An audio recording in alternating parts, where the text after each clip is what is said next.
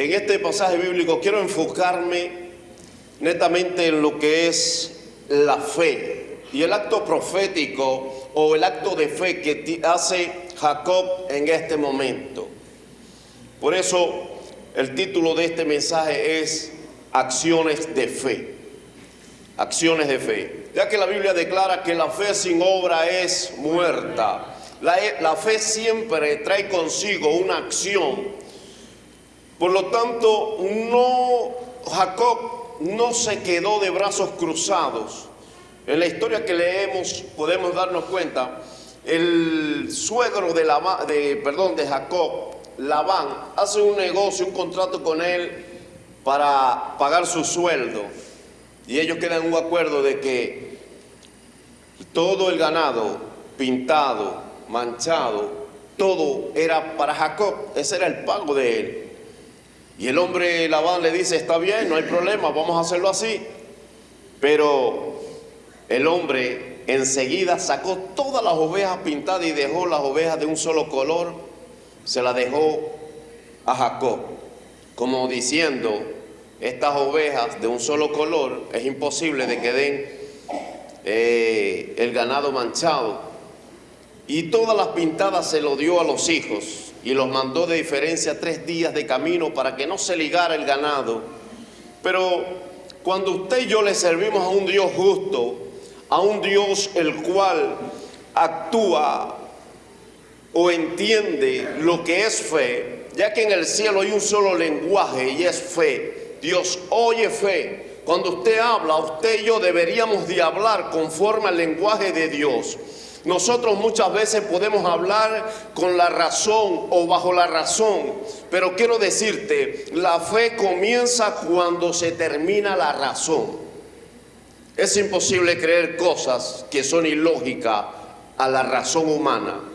Por ejemplo, cuando vemos la historia donde este hombre coge ramas y comienza a quitarle parte de la corteza de encima y a dejarle de colores, ¿quién va a pensar que poner una vara allí, frente a donde beben los animales beben agua?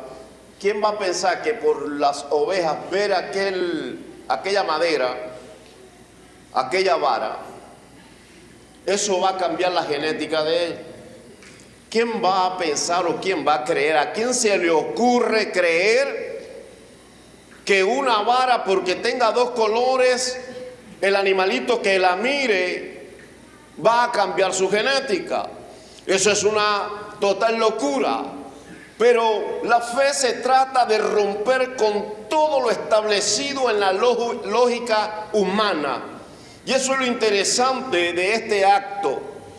Algo que me llama la atención es que Jacob pone las varas y las ovejitas no entienden, los animalitos no entienden cuál es el trabajo de esa vara. Pero el que la está colocando es el que tiene fe. Y quiero que entienda algo.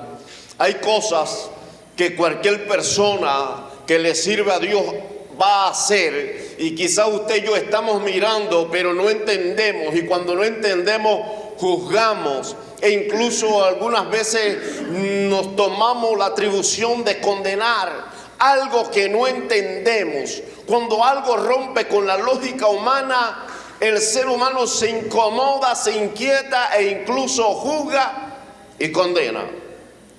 Es triste y lamentable que entre nosotros, gente que habla de un Dios todopoderoso, del gran yo soy, del alfa y el omega, podamos creer que ese Dios al que le servimos tiene límites. Hay acciones que te van a llevar, tu fe te va a llevar a tomar una acción que a la vista de los demás quedarás como loco. Mañana, Dios mediante, vamos a hacer un acto de locura solamente por fe, a tomar este lugar, este territorio de Palestina en una acción de fe, creyendo firmemente de que Dios hará algo aleluya, algo grande, algo que será noticia en Palestina y en todo el territorio daule. La gente puede creer que solamente podemos quedarnos a orar aquí. Yo creo que la iglesia Nueva Palestina ha orado bastante por este territorio.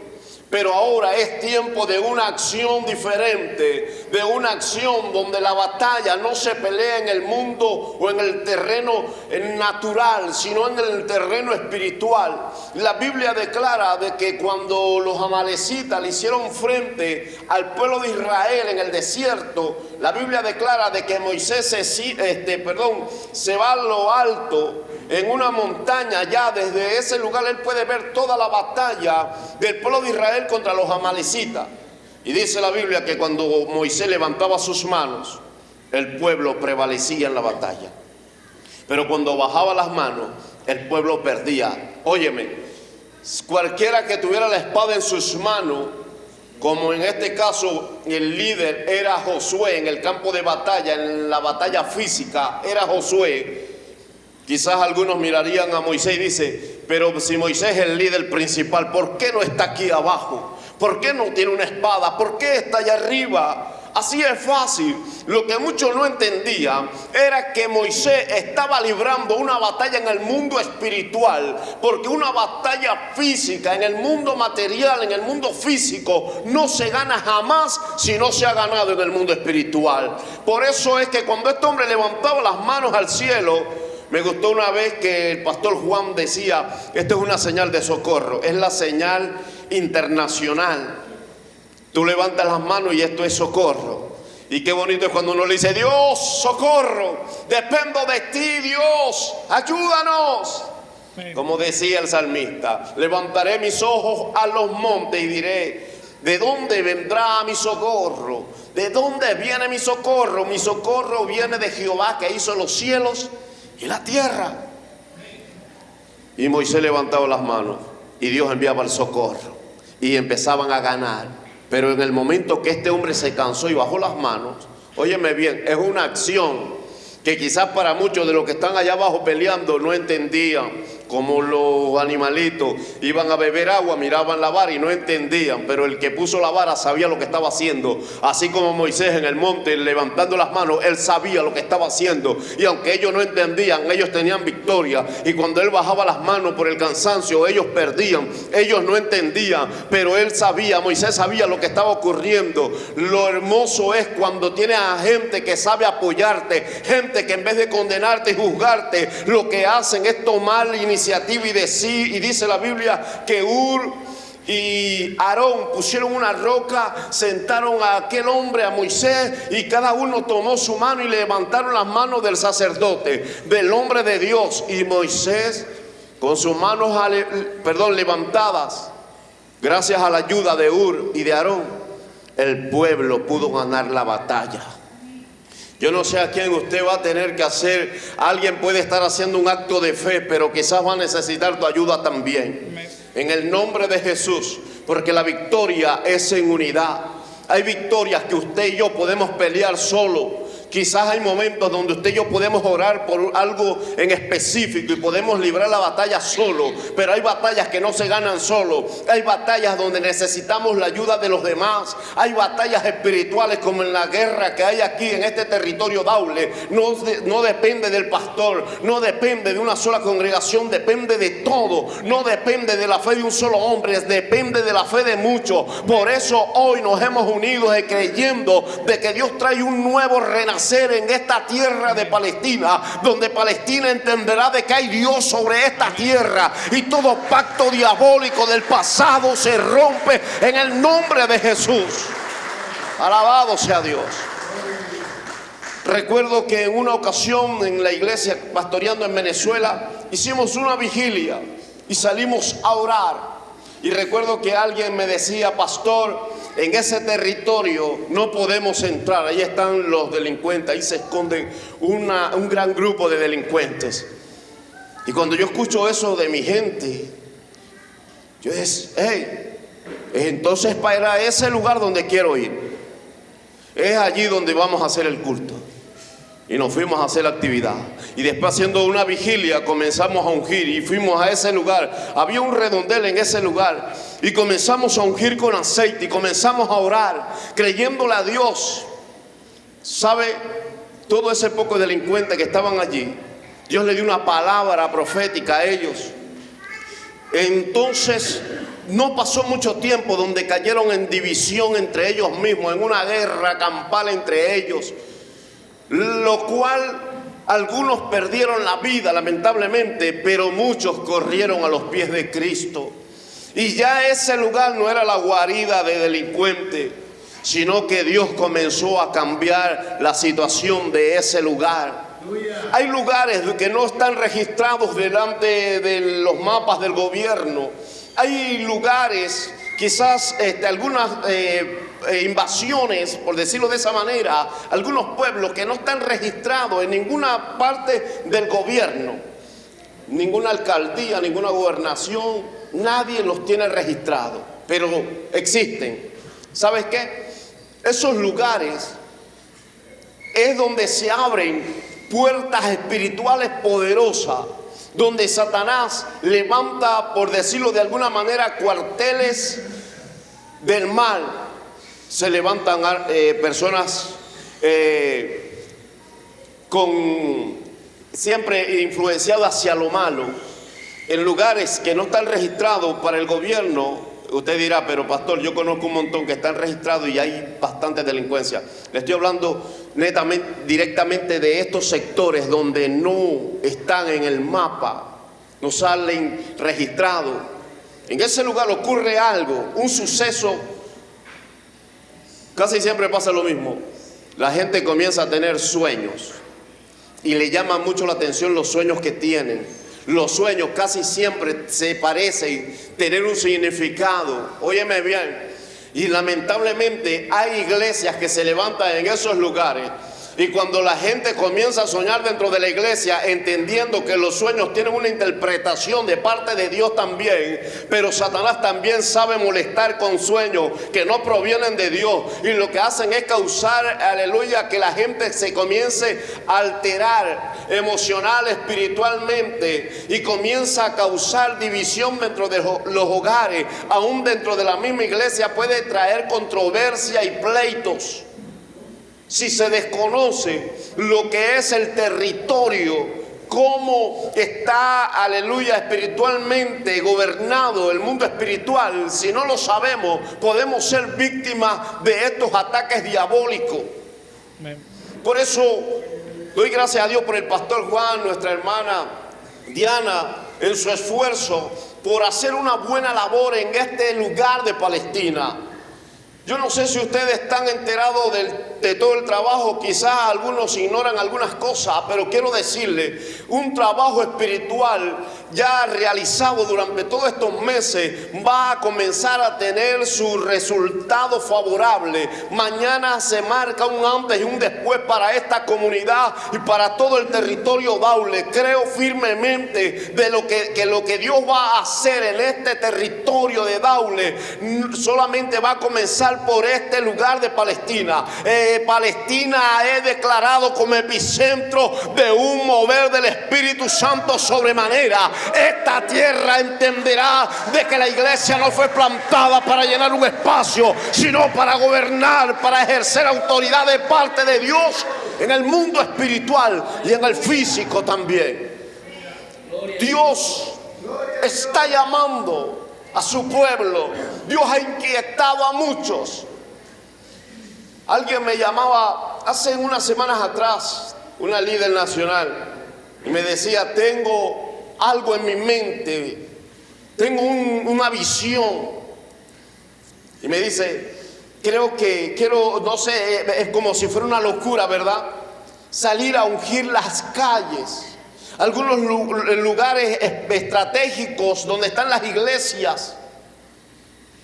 Me dice eso, me hace remover unas cosas que vivimos en Venezuela y vimos resultados favorables. Recuerdo que mi padre nos llamó a los jóvenes de la iglesia 7 noches de vigilia, y en esas noches, 7 noches de vigilia, salimos en ese territorio de la iglesia a ungir las calles con aceite. Hermano, fue un mover de Dios poderoso. La iglesia comenzó a crecer, empezó a llegar gente sin ni siquiera nosotros ir a evangelizar. La gente comenzó a ser traída por el Espíritu Santo, ¿sabe?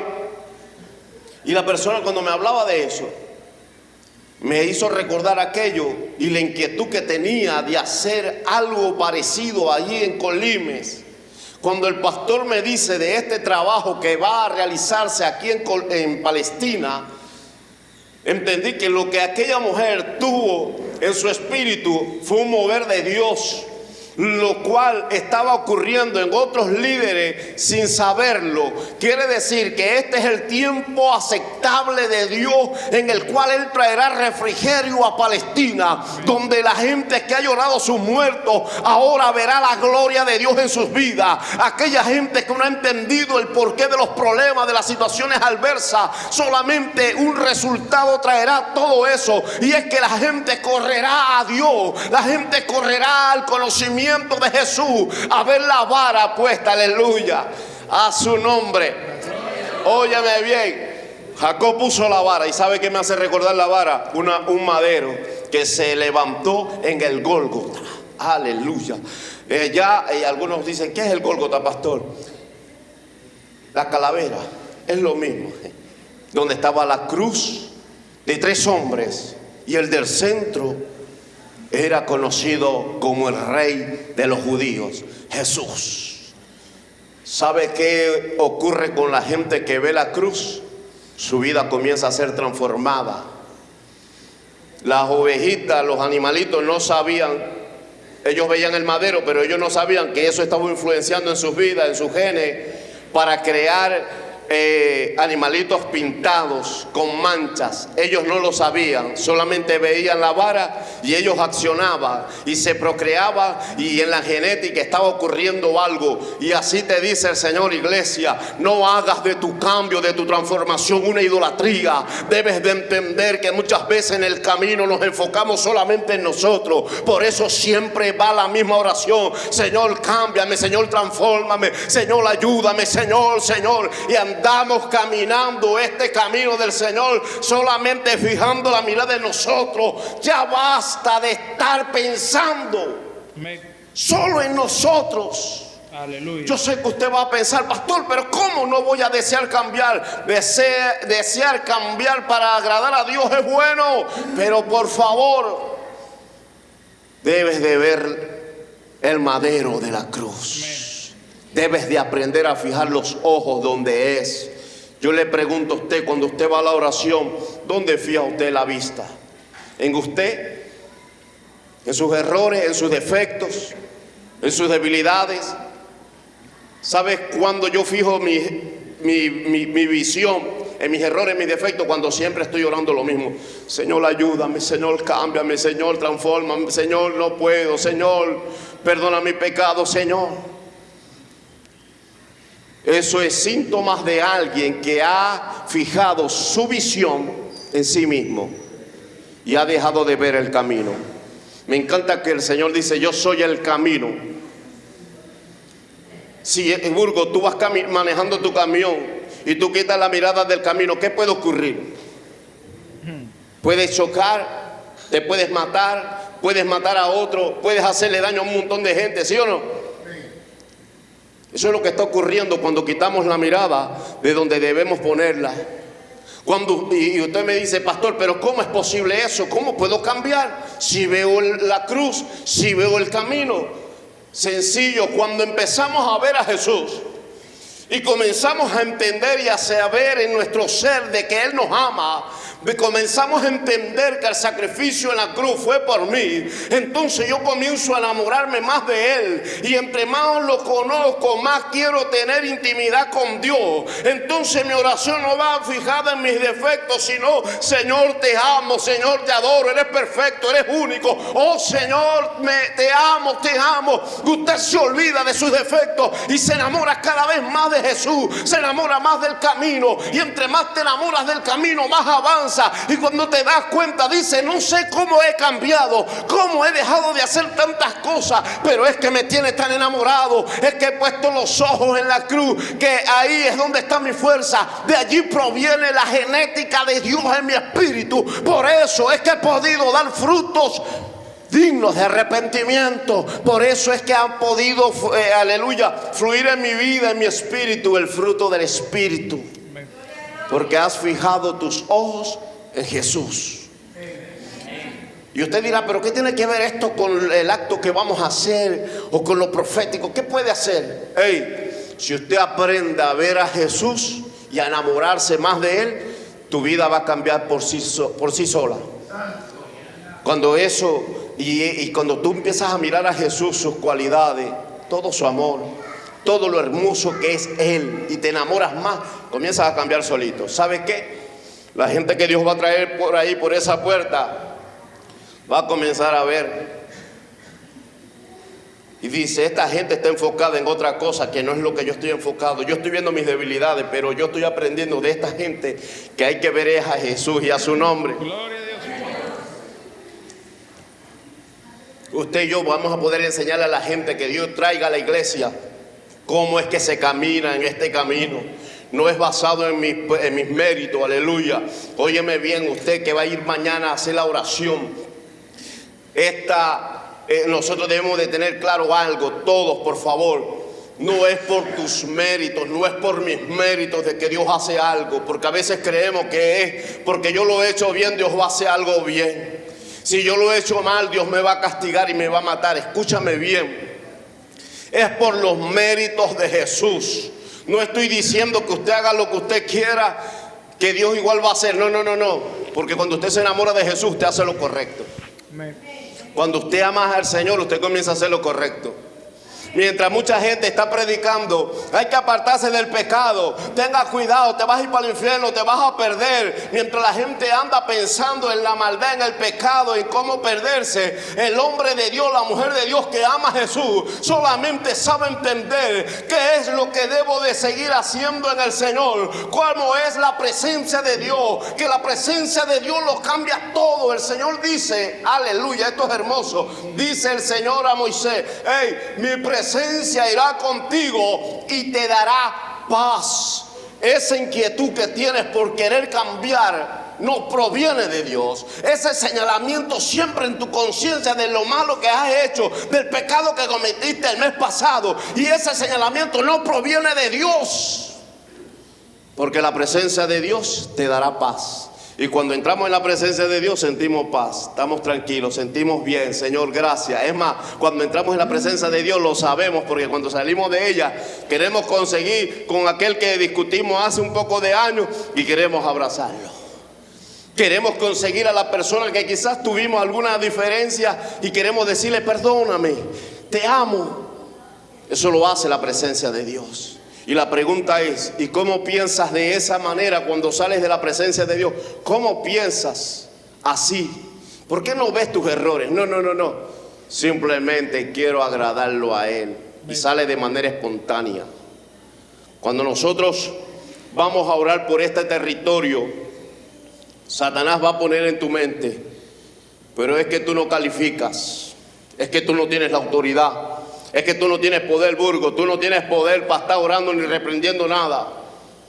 Satanás siempre intentará hacernos creer que no tenemos la autoridad suficiente para echarlo fuera en el nombre de Jesús. Aleluya. Satanás, cada vez que hay una persona endemoniada, pasa lo mismo. ¿Qué dice el demonio? Yo tengo tanto tiempo en este cuerpo, me pertenece. ¿Y quién te dijo a ti que por pasar mucho tiempo esa casa es tuya? ¿O acaso cuando usted le arrienda una casa a alguien, el que está pagando arriendo, no, ya yo tengo 10 años pagando arriendo, esta casa es mía? Usted lo que lo hace es sacarlo de su casa. Cristo murió por la humanidad.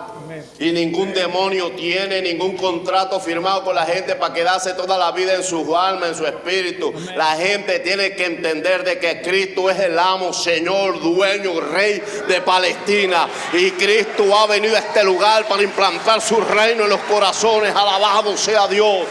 La gente entenderá de que hay Dios.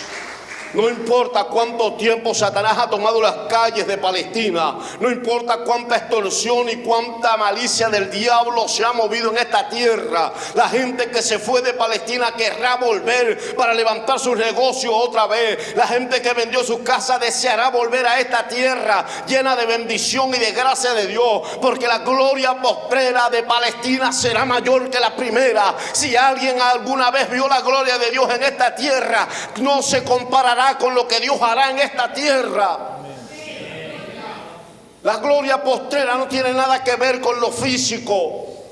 Si vamos a la palabra, dice la Biblia que el templo primero que hizo Salomón era espléndido, hermoso, mucho oro, muchas piedras preciosas, la mejor madera.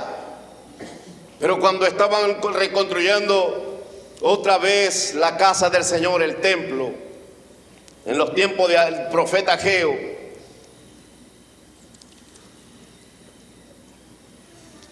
la gente sentía un poco quizás de tristeza al ver el templo y decir, pero no se parece al que hizo Salomón. No hay oro, no hay piedras preciosas, Señor. La madera no, quizás no es igual que aquella. ¿Será que Dios vendrá a vivir de un templo tan hermoso en este templo tan sencillo, tan humilde? Y aparece el profeta con la palabra de Dios y declara: la gloria postrera de esta casa será mayor que la primera. Lo que Dios estaba diciendo es: el templo es hermoso no por el oro que pueda tener, no por las piedras preciosas que pueda tener. Lo que hace hermoso a un templo, una casa, una ciudad, un lugar, una familia, un ser humano, es la presencia de Dios, que lo cambia todo. Cuando la presencia de Dios llega a un lugar, entonces ese lugar vale más de lo que usted se imagina. Por eso vamos a tomar las entradas de este lugar y vamos a hacerle entender al diablo. El diablo tiene que entender que aquí hay una iglesia que se respeta, que las puertas del Hades no van a prevalecer contra la iglesia de Cristo. Hay algo, dice la Biblia en el libro de los Hechos, que Pablo está en un lugar y la gente, sabe, le llevaba las prendas de los enfermos.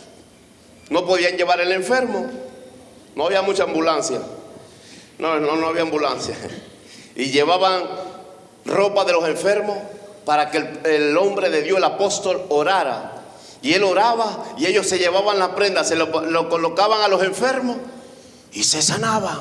La pregunta es: ¿en qué cabeza cabe que si yo uso la camisa de alguien, se me va a pegar lo de esa persona? ¿Cómo va a causar un milagro porque alguien oró por una camisa? En la lógica eso no cabe. Y la fe comienza después que hasta donde llega la razón, ahí comienza la fe. Eso era posible por fe. Amén. Creemos firmemente de que Dios ha declarado Palestina epicentro de un mover espiritual sobrenatural. Dios lo ha declarado. Y mañana clavaremos las estacas porque hay que ensanchar el lugar.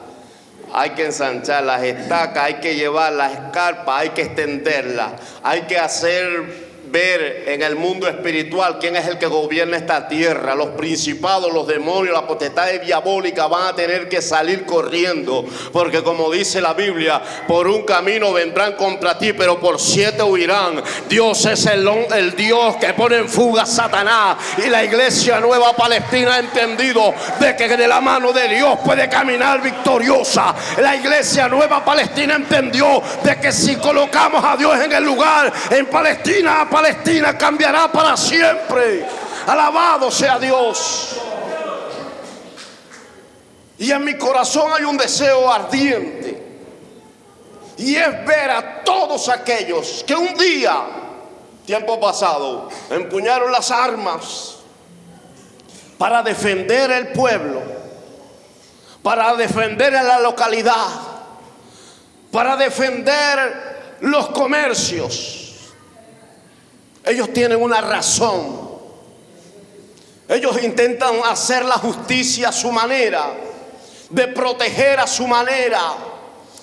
Pero mi deseo ardiente en mi corazón es que esta comunidad, toda esa gente caiga a los pies de Cristo y comience a entender lo que habla el Salmo 27, que la gente comience a entender que cuando Dios es el que guarda la ciudad, que cuando Dios es el que guarda el ser humano, entonces no hay enemigo que pueda contra el hombre, que cuando es Dios el que gobierna la ciudad, los comercios prosperan, cuando Dios es el que gobierna la localidad, la comunidad, la ciudad, todo el mundo puede caminar en paz. Aún en las noches oscuras la gente puede tener paz por donde camine, por donde pase. La familia puede venir de visita, las iglesias pueden venir a un respaldo a la hora que sea, la gente puede hacer vigilia en las calles, en las plazas, en los parques, porque Dios está gobernando este lugar. Termino con esto.